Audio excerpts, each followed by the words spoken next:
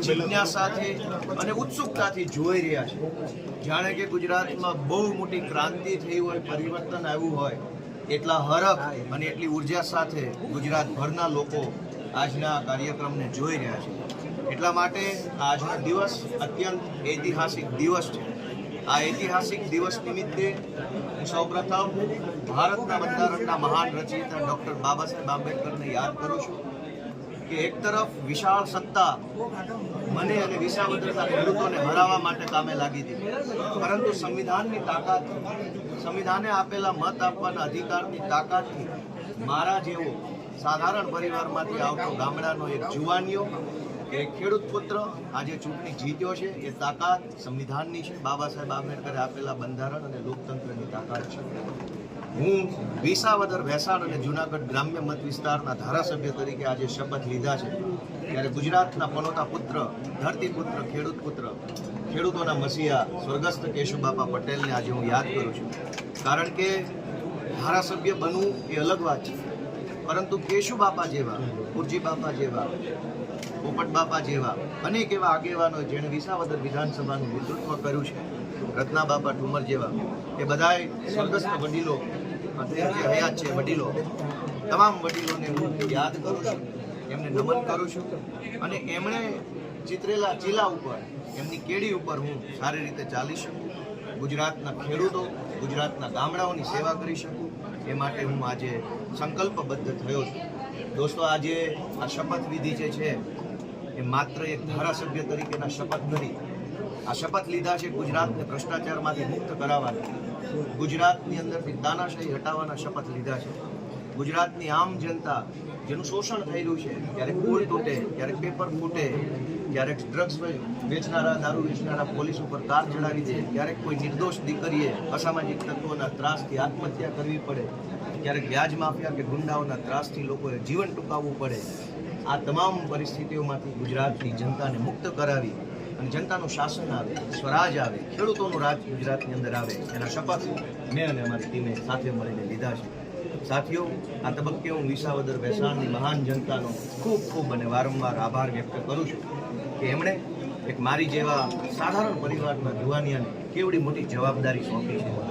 આજ આખું ગુજરાત એક નવી દિશાની અંદર આગળ વધવા માટે તૈયાર થઈ રહ્યું છે. ત્યારે મારી બે વિનંતીઓ છે. ગુજરાતની જનતાને મારી એક વિનંતી છે કે પોતાનો આત્મા જગાડો. ક્યાં સુધી સહન કરીશું? ક્યાં સુધી આ બધું ચલાવી લઈશું?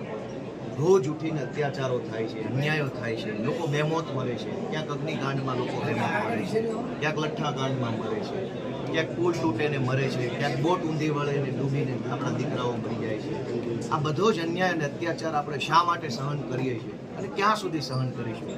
ગુજરાતના ગામડામાંથી આવેલો એક નાનો એવો દીકરો ગોપાલ ઇટાલિયા ગુજરાતની જનતાને બે હાથ જોડીને વિનંતી કરે છે કે તમારો આત્મા જગાડો.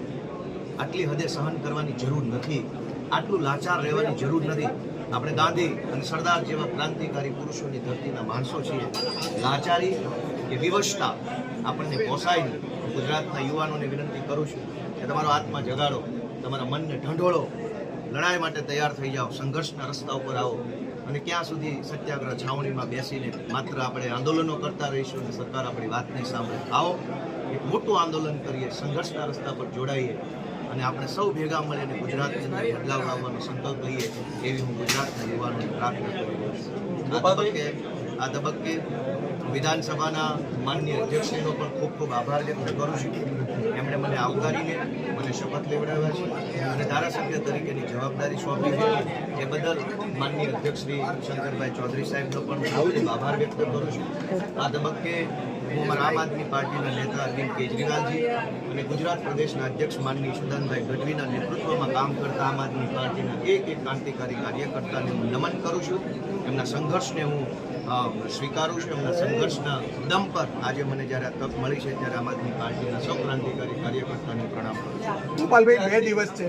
એક ઘટનાક્રમ હતો કે વિધાનસભાના પગથિયા ઉપર બેસીને ગોપાલભાઈએ જે કર્યું હતું એના કારણે તમે જાણીતા થયા હતા અને આજે એ જ વિધાનસભા ગૃહના સભ્ય તરીકે તમે અહીંયા પહોંચ્યા છો. બંને દિવસ તમે કેવી રીતે જુઓ છો? બંને ઐતિહાસિક દિવસ છે. એક સમય હતો જ્યારે ગુજરાતની વિધાનસભાની અંદરથી જે કાંઈ નિર્ણયો લેવાતા અને નિર્ણયો પ્રજા વિરોધી હોય, જનતાનું શોષણ કરનારા હોય, જનતા ઉપર દમન થાય એવા નિર્ણયો હોય, એના વિરોધમાં મેં મારા આંદોલનકારી સ્વભાવ તરીકે એક જમાનામાં વિરોધ નોંધાવેલો. આજે મને જનતાએ વિધાનસભાની અંદર બેસીને નિયમ અને નીતિ પ્રમાણે વિરોધ નોંધાવવાની જવાબદારી સોંપી છે. તો સડક ઉપરના વિરોધથી લઈ સદનની અંદર સુધીના વિરોધ સુધીની આ સફરની અંદર જનતાનો જે અભૂતપૂર્વ પ્રેમ મળ્યો છે, મારા કુટુંબ પરિવારનો પ્રેમ મળ્યો, મારા આમ આદમી પાર્ટીના કાર્યકર્તાની લાગણી મળી, એ બદલ હું મારી જાતને ભાગ્યશાળી માનું છું અને સૌનો આભાર વ્યક્ત કરું છું.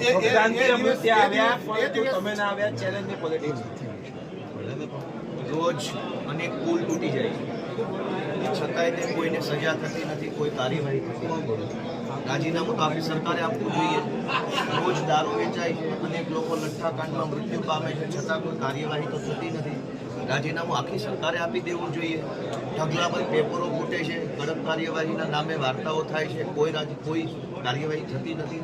રાજીનામું આખી સરકારે આપી દેવું જોઈએ. ડ્રગ્સ માફિયાઓ એટલા બધા બેફામ બન્યા છે કે મોટા શહેરોના યુવાનોને ભરડામાં લીધા છે, છતાંય કોઈ કાર્યવાહી, ઠોસ નક્કર કાર્યવાહી થતી નથી. આખી સરકારે રાજીનામું આપવું જોઈએ. ગોપાલ ઇટાલિયાના રાજીનામું આપવાથી પુલ તૂટતા બંધ નહીં થાય. ગોપાલ ઇટાલિયાનું રાજીનામું આપવાથી ડ્રગ્સ વેચાતું બંધ નહીં થાય. ગોપાલ ઇટાલિયા રાજીનામું આપશે તો પેપર તૂટતા બંધ નહીં થાય. આખી સરકાર રાજીનામું આપશે ત્યારે જ ગુજરાતની જનતાને સોનાનો સૂરજ ઉગશે, ત્યારે જ પેપર તૂટતા બંધ થશે, બ્રિજ તૂટતા બંધ થશે, નિર્દોષ દીકરીઓને રંજાડતા ગુંડાઓ ત્યારે જ કાબૂમાં આવશે જ્યારે આખી સરકાર રાજીનામું આપશે. તો હું તો વિનંતી કરું છું કે ગુજરાતને સુખી કરવું હોય, ગુજરાતની જનતાને ગુલામીમાંથી મુક્ત કરાવી હોય તો આખી સરકાર રાજીનામું આપે. ગોપાલના રાજીનામાથી શું ફરક પડવાનો? ઓકે हिंदी कर लिए